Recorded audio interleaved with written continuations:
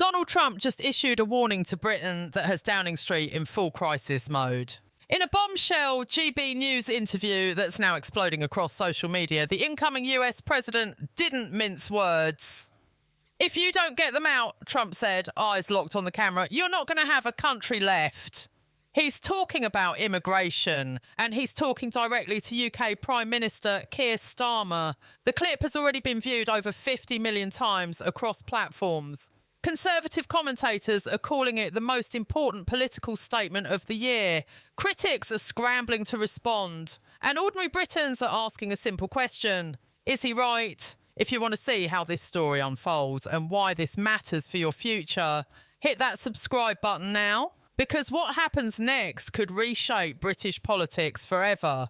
Trump's message was blunt and unapologetic. Britain is facing the same immigration crisis as America fought to control its own during his first term. You have the same exact thing he told the GB News interviewer, leaning forward for emphasis. They told people coming in from parts of unknown worlds, bad people, the wrong people, it doesn't work and it's not working. The numbers back him up in ways that make uncomfortable reading for Westminster. Net migration to the UK hit 745,000 last year under the previous Conservative government. That's more than the entire population of Glasgow arriving in just 12 months. To put it in perspective, that's equivalent to adding a new city the size of Liverpool every 18 months. Small boats continue crossing the Channel daily, with over 45,000 arrivals last year alone. Hotels across Britain remain filled with asylum seekers at a cost exceeding £8 million per day to taxpayers. And perhaps most disturbing, the previous government admitted that approximately 13,000 foreign nationals convicted of crimes are walking UK streets because deportation flights were blocked by legal challenges and foreign governments refusing to take their citizens back.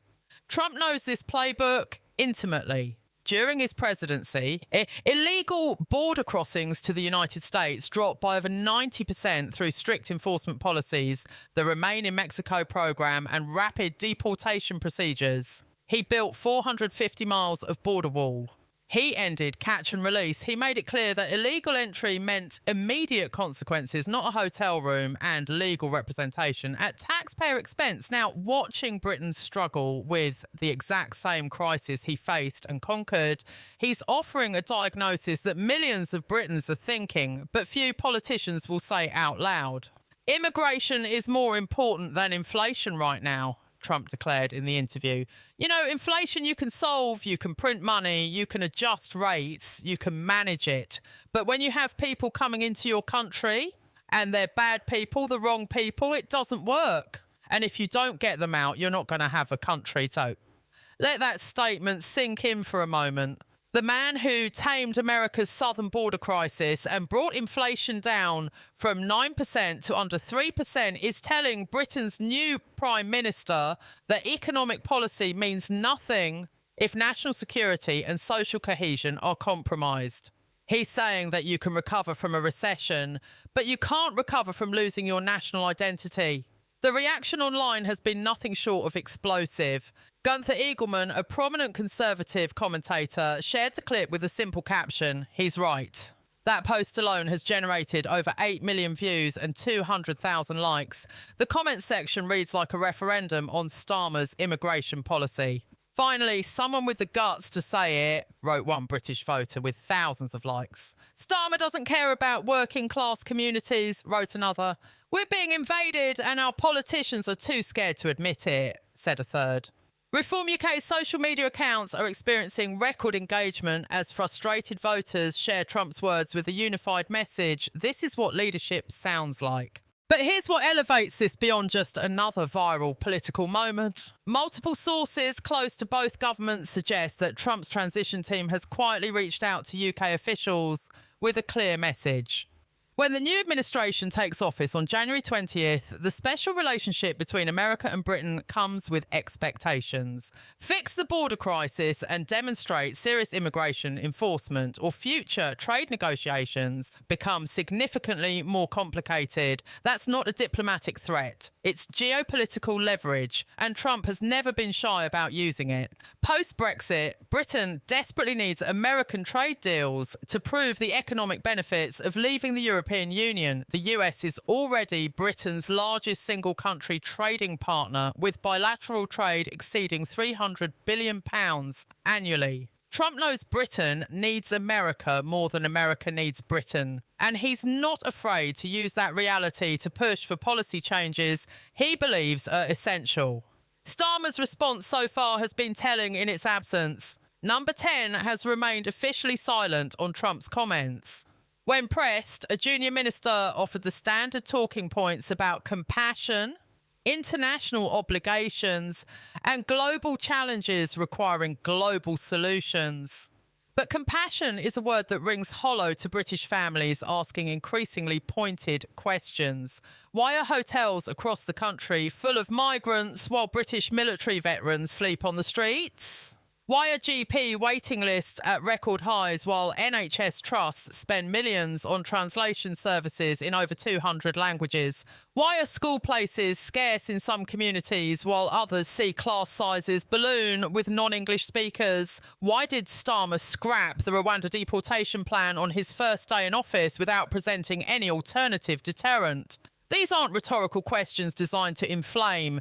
They're real concerns being raised at kitchen tables, in factory break rooms, and at pub gatherings across Britain.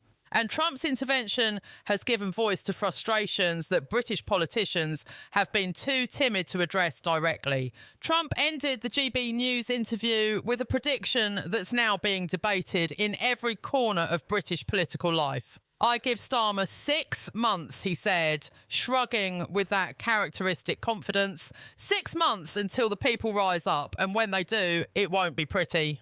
The host, clearly taken aback, pressed him. You really think it's that bad, that Britain is at that point? Trump didn't hesitate. His response was chilling in its certainty. Worse, I've seen the intelligence briefings. I know what's happening. You haven't stopped a single major smuggling ring. Not one. The gangs are operating with impunity. They're laughing at you. They see Britain as the easiest target in Europe, and they're right. Those words are now ricocheting through British politics like a grenade made in a confined space.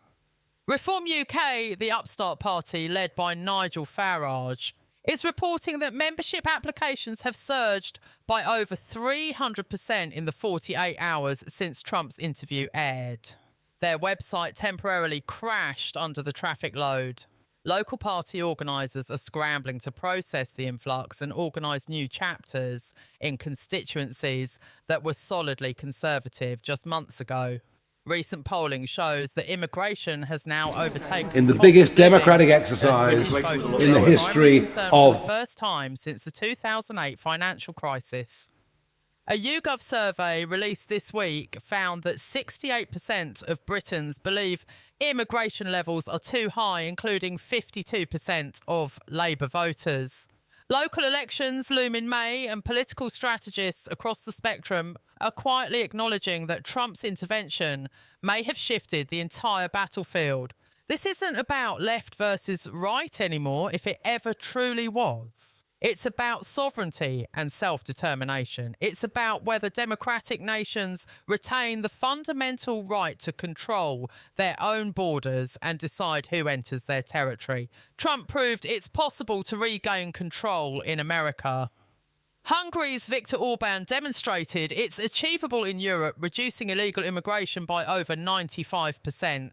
Italy under Giorgia Meloni has slashed illegal Mediterranean arrivals by 60% in just 2 years through aggressive naval interdiction and diplomatic pressure on North African transit countries. The formula exists. The blueprint has been tested and proven across multiple countries with different political systems. The question now is whether Britain has the political will to implement it, or whether it will continue down a path that Trump warns leads to national dissolution. In the What biggest many viewers democratic might have missed exercise in the in the history is that of... Trump didn't just criticise. He offered specific solutions, the same policies that transformed America's southern border from chaos to control.